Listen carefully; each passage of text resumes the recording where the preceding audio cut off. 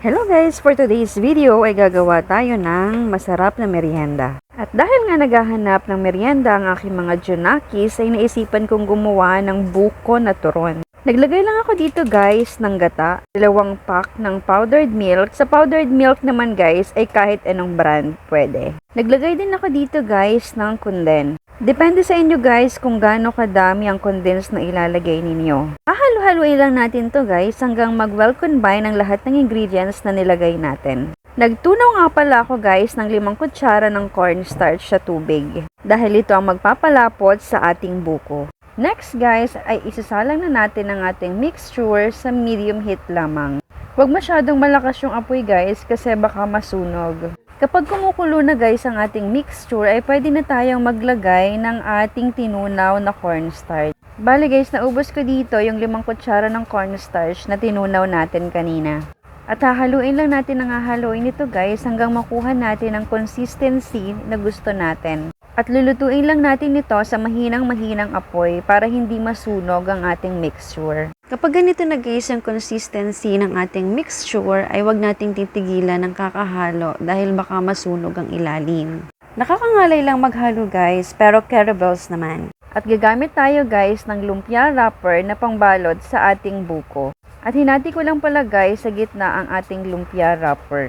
Ganitong pangbalot pala guys ang ginawa ko. Pero depende naman sa inyo guys kung paano nyo siya ibabalot. Kung ano yung mas madali para sa inyo.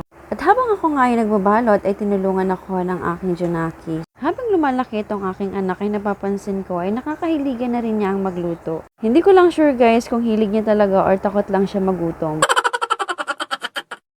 At hindi pa nga kami natatapos sa pagbabalot ay pinaluto na niya ang 1 piraso na nagawa niya. Kaya pala tumulong para maka-advance tikim na.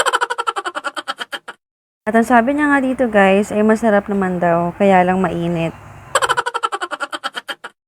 At ito na guys lahat ng ating nabalot. Next guys ay nagpainit na ako ng mantika sa kawali. Mas maganda guys kung magluluto kayo ng ganito ay deep fry. Para pantay yung pagkakaluto. Para hindi na kailangan bali-balik na rin pa. Sa medium heat ko lang pala to guys niluto. Luto na naman guys yung buko natin. Gagawin lang nating crispy ang ating lumpia wrapper. Kapag ganito guys na nag-dark brown na siya ay pwede na natin itong hanguin. At ito nga pala guys ang binalot kanina ng aking anak.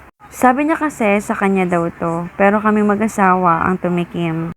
Ganito ang itsura niya guys kapag naprito na siya. At ito na guys ang ating finished product. Ang bala ko nga dito guys ay bubudburan ko siya ng asukal habang piniprito ko siya parang turon. Pero sabi nga ng asawa ko ay wag na daw at condense na lang daw ang ilagay sa ibabaw.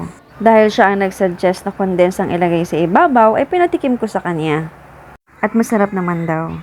Ayaw niya pa nga magpa-video dito guys, pero sabi ko dapat may taste reveal. Mukha naman talaga nasarapan siya guys, dahil naubos niya yung 3 piraso na binigay ko sa kanya. At sabi ko nga dito ay patikim ako dahil hindi ko pa natitikman yung may condense. At pinatikim ko nga din pala ito kay Ate Len. Yan lang guys, thank you for watching. Thank you Lord sa lahat ng blessings.